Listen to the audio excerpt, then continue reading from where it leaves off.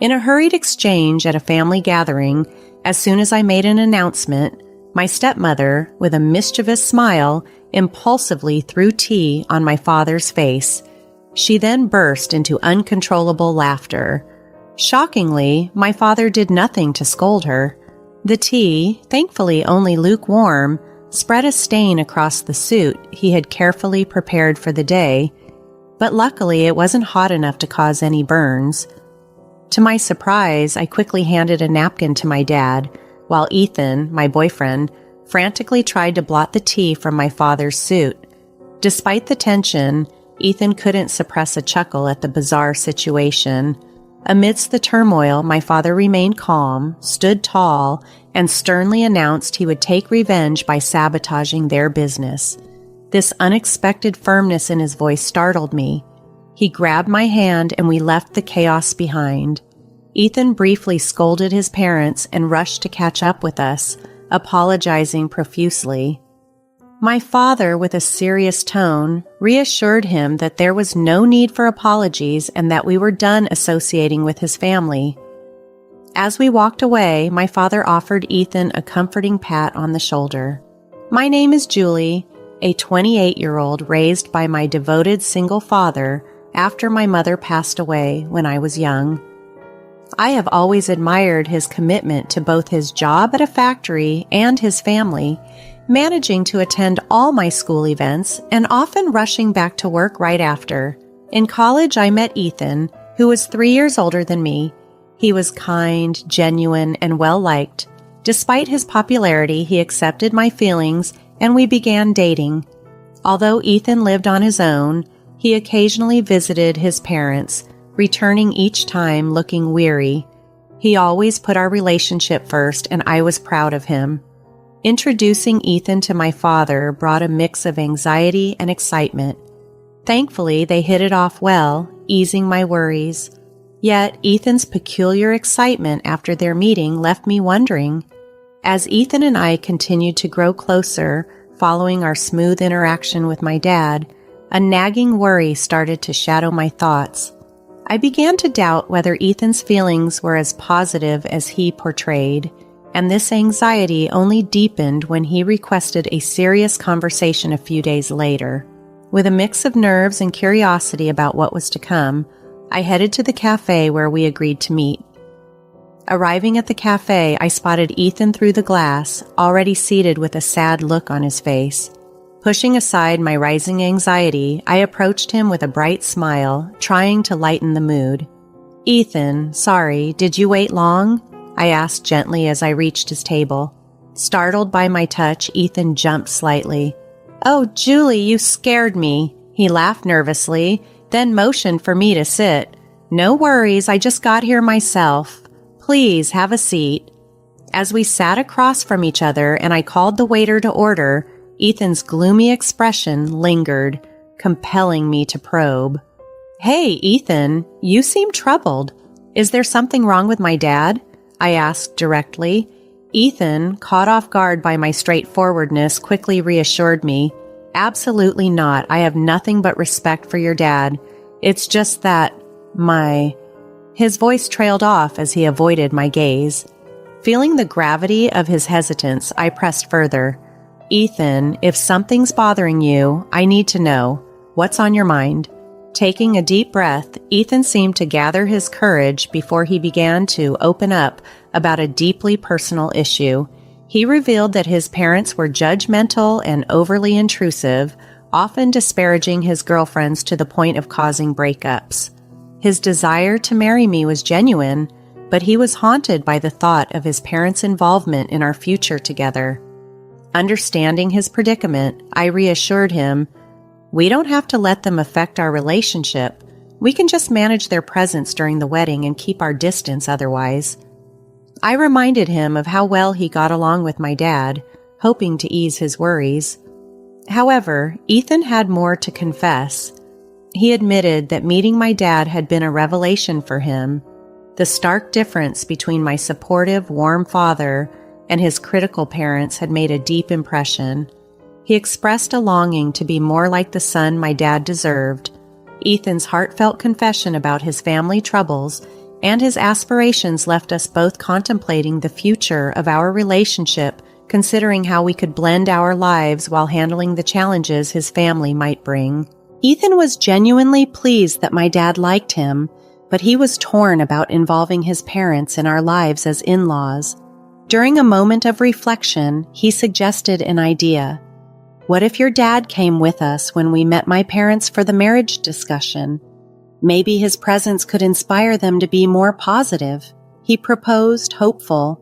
I agreed to talk it over with my dad, although I wished Ethan had approached the whole conversation a bit differently. Realizing his approach might have been better planned, Ethan quickly apologized. Then, with renewed resolve, he formally asked me to marry him. After receiving a tentative nod from my dad, Ethan and I decided to set a date to meet his parents. On that day, dressed in our finest, we stood nervously at the doorstep of Ethan's family home, bracing ourselves for what was to come. Given all the unsettling stories I'd heard about his parents, my anxiety was palpable. My dad, ever the optimist, tried to calm our nerves by joking that maybe they were just a bit overprotective. When Ethan pressed the doorbell, there was no answer, which only heightened our tension. He tried again, but the silence persisted. Not wanting to start on the wrong foot, Ethan excused himself and went inside alone, leaving my dad and me exchanging worried looks. After a few minutes, Ethan came back, visibly upset but trying to smile and assure us that his parents would be ready soon. My father sighed in exasperation, and I couldn't help but worry that this rocky start might spell trouble for our wedding plans. Finally, Ethan ushered us inside. The reception was chilly. His mother greeted us with a sly grin, and his father seemed aloof, barely acknowledging us. Despite the tense atmosphere, I pressed on with the introductions. Ethan, gathering his composure, warmly introduced us. Despite his efforts and the genuine warmth in his voice, his parents responded with barely veiled disdain. The visit was trying, but I needed to support Ethan. His hope that my dad's presence might influence his parents for the better seemed like a long shot now, but we were determined to handle whatever came our way together. The tension in the room escalated unexpectedly when Ethan's mother carelessly splashed tea on my dad, staining the suit he had carefully cleaned for this very occasion. Shocked by her audacity, I quickly handed my dad a handkerchief while Ethan, in a panic, attempted to dab away the tea stains. His parents' laughter in response only fueled Ethan's frustration, and my father, visibly upset, stood up and sternly declared, "Then I'll ruin your company." It was a tone and threat I had never witnessed from him before. With that, he took my hand, and we promptly left the house, leaving behind a scene of Ethan scolding his parents. Back at our house, while my dad changed out of his stained clothes, Ethan apologized profusely for the incident. From the other room, I could hear their earnest conversation. Despite being taken aback by the behavior of Ethan's parents, I had suspected they might be challenging to deal with. Sitting on the living room sofa, my hands clenched into fists, I replayed the unpleasant events over in my mind, feeling a surge of anger at the disrespect shown to my dad. When my dad and Ethan returned, Ethan immediately approached me, his demeanor apologetic and almost reverential. He expressed deep regret for not foreseeing such offensive behavior from his parents. His sincerity was clear. He didn't even ask for forgiveness, but his regret was palpable. Feeling partly responsible for the debacle, I reached out and took Ethan's hand as he knelt before me, expressing my regret for initiating the meeting without fully understanding the potential for conflict. The situation had taken a grave turn, and I felt compelled to apologize to my dad for the unintended consequences of my naive suggestion. His heavy sigh and slumped shoulders spoke volumes of the stress the situation had caused him. Determined to grasp the full weight of my father's threat, I sought clarification. "Dad, was what you said true? Are you really going to ruin their company?" I asked. My dad glanced at Ethan and nodded firmly, confirming his intent. He then shared that he was the CEO of a well-known local enterprise, and that their business was already under strain. Starting his career as a worker in the very factory he now managed, my dad had sacrificed his dream of becoming a painter to raise me on his own. His determination and protectiveness were evident in his firm response, underscoring a deep-seated resolve to defend his family no matter the cost. After my mother's passing, my father devoted himself to his career, tirelessly working his way up through multiple promotions. Eventually, he became the CEO when the previous CEO retired. This relentless pursuit of success had a profound effect, shaping not just his life but mine as well. During a recent, rather tense visit to Ethan's family home, we uncovered a surprising connection. One of the subsidiaries under my dad's company was managed by Ethan's father. Unfortunately, Ethan's parents' prejudices and his mother's impulsive behavior clouded this fact, leading to a series of misunderstandings and the current strained situation. My father shared that his company was grappling with management challenges and was considering downsizing, though he hoped to avoid layoffs. The weight of potential impacts on his employees was clear in his voice, filled with regret and concern. Amidst this, Ethan had a serious discussion with my dad. He suggested shutting down the subsidiary where his parents worked. This proposal came after a tough decision Ethan had made to cut ties with his parents, hoping it would lead them to reflect on their actions. Despite the potential repercussions for his parents, Ethan's resolve was clear. He also formally asked for my hand in engagement during this conversation. Moved by Ethan's sincerity and his earnest desire to engage with me, I too pleaded with my father to allow our engagement. My father, arms crossed, took some time to consider Ethan's words. Despite the recent troubling incident, he eventually gave his approval but set a specific condition regarding Ethan's responsibility towards the employees at the subsidiary.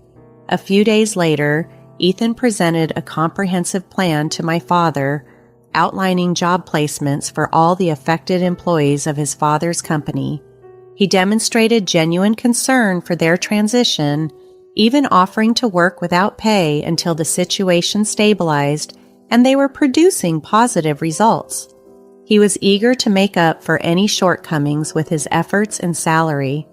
Ethan's proposal reflected his sense of responsibility for his family's company's difficulties and his desire to be a constructive part of the solution. This demonstrated his integrity and commitment, reinforcing my father's decision to allow our engagement. However, upon returning home, I learned that our marriage would be delayed due to unforeseen circumstances. As I walked in, my father greeted me with a mix of joy and apology. "Welcome back, Julie. You heard right. I'm sorry for making such an important decision alone, but it seemed unfair for me to be the only one happy," he explained, reflecting on the broader implications of our family decisions. As my father issued his apology, I seized the moment to advocate for both Ethan and myself to work at the company, with Ethan even offering to work for free. Despite Ethan's attempts to dissuade me, I passionately pleaded with my father, who initially responded with silence. After my persistent entreaties, he finally uncrossed his arms and gave a quiet nod of approval.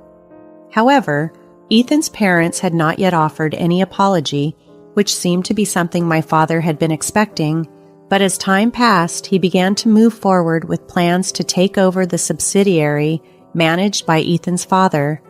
Time marched on, and eventually the day came when that company met its demise. Ethan's parents, in a desperate bid, called us to their home. There, we were met by a crowd of former employees protesting the closure. They blamed us for the downfall, hurling accusations of seduction and manipulation at me, suggesting I had used my relationship with Ethan to influence my father. Ethan, maintaining his composure amidst the chaos, tried to pacify the angry crowd. He explained the situation thoroughly and offered new job placements, attempting to make amends. Ignoring his parents' outbursts, he apologized for the disruption caused and reassured the former employees of his commitment to help them move forward. Gradually, the crowd began to disperse, their anger cooling as they accepted Ethan's genuine efforts to assist them. As the former employees left, reassured and grateful, my father promised to follow up with more details about their new job opportunities. Meanwhile, Ethan's parents continued to lament their predicament. Ethan, visibly frustrated with their shifting of blame, expressed concern over the potential loss of their house, which had been put up as collateral. Despite their pleas, they found little sympathy. The former employees, having been informed of the real situation by Ethan, dismissed the desperate appeals of his parents. My father also remained indifferent to their complaints. As they were left to face the consequences of their actions alone, my father didn't mince words. "I don't care what you think. You got what you deserved. Why don't you learn a little remorse?" He scolded Ethan's parents, who seemed unfazed by our rebukes. Exhausted by their continual denial and lack of accountability, I reached a point where I could no longer bear their persistence.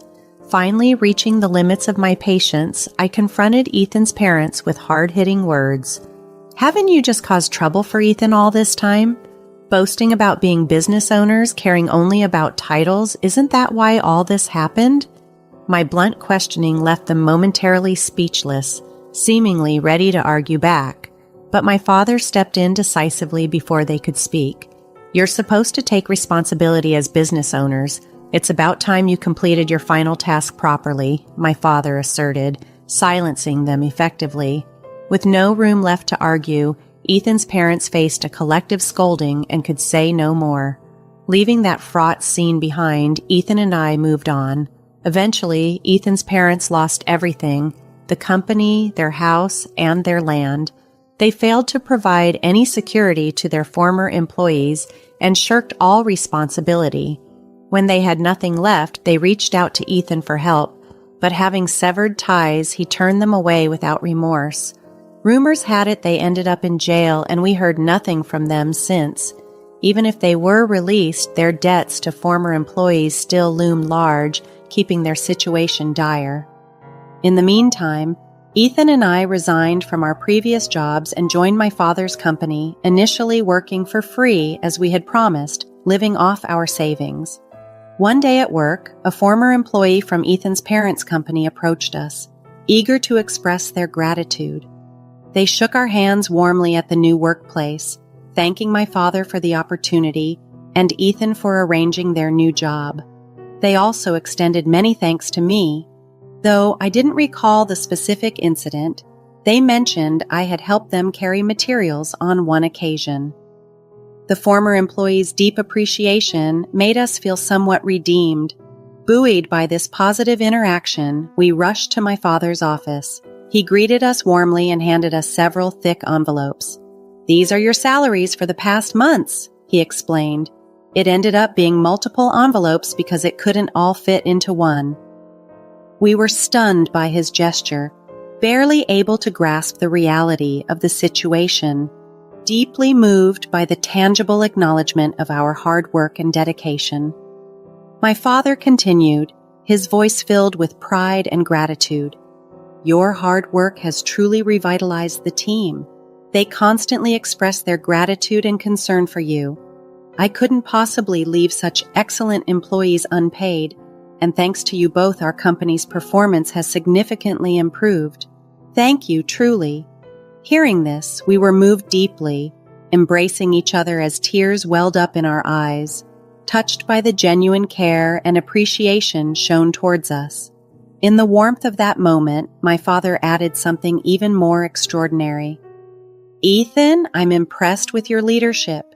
If you're okay with it, and my daughter agrees, would you marry her?" Overjoyed and tearful, Ethan bowed respectfully to both me and my father. I hugged Ethan, crying alongside him, overwhelmed by the happiness of the moment. And so, we got married, continuing our journey not just as a couple, but as integral parts of my father's company. We lived joyfully, each day growing more adept at our roles, contributing effectively to the company's success. Our personal and professional lives were intertwined beautifully, bringing a fulfilling balance that resonated throughout the workplace. As time went on, our journey at the company approached a tender pause. I was about to take maternity leave.